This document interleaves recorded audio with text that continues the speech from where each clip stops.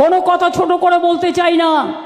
বাংলা বাঁচে কারোর দয়ায় নয়, বাংলা স্বাধীনতা আন্দোলনের জন্ম দিয়েছে, বাংলা নবজাগরণের জন্ম দিয়েছে, বাংলাদেশের জাতীয় সঙ্গীত দিয়েছে, বাংলাদেশের ন্যাশনাল সং দিয়েছে, বাংলাদেশের জয় হিন্দ স্লোগান দিয়েছে। আর বাংলা রবীন্দ্রনাথ ঠাকুর, বিদ্রোহী কবি নজরুল, একেবারে নেতাজি সুভাষচন্দ্র বোস থেকে, ঈশ্বরচন্দ্র বিদ্যাসাগর থেকে, রাজা রামমোহন রায় থেকে, ক্ষুদিরামের কথা মনে আছে? ফাঁসি মঞ্চে যাওয়ার আগে বলেছিলেন, একবার বিদায় দে মা, ঘুরে আসি, হাসি হাসি পড়ব ফাঁসি, দেখবে ভারতবাসী। তখন তোমরা কোথায় ছিলে? ইংরেজদের দালালি করছিলে? তখন তো তোমাদের দল জন্মগ্রহণও করেনি। কোথায় ছিলে? যারা দেশের জন্য দিয়েছে বলিদান, আর অত্যাচার করে ভাষা সন্ত্রাস করে এটা দিচ্ছ তোমাদের প্রতিদান। মানব না, ভাষার উপর অত্যাচার মানব না।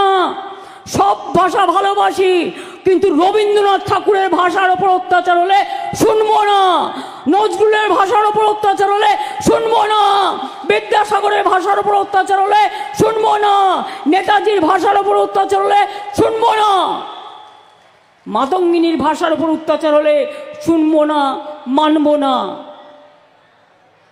আমার বাউল ভাইরা আছেন কেন?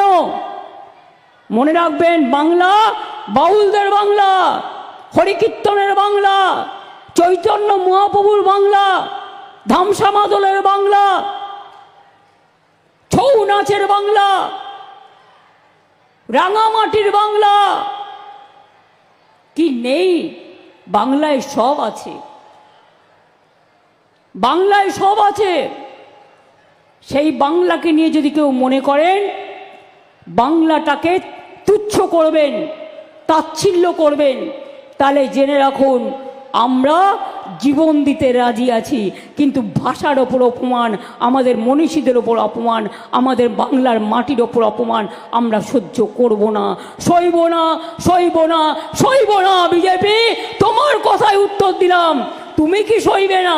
তোমাকে বাংলার মানুষ সইবে না, তোমার অত্যাচার সইব না। বেটি বাঁচাও, বেটি পড়াও, বেটি জ্বালাও। লোকে ভুলে গেছে।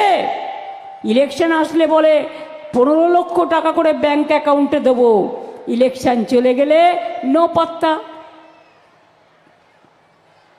ইলেকশন আসলে অমুক দেঙ্গে তমুক দেঙ্গে, আর ইলেকশন চলে গেলে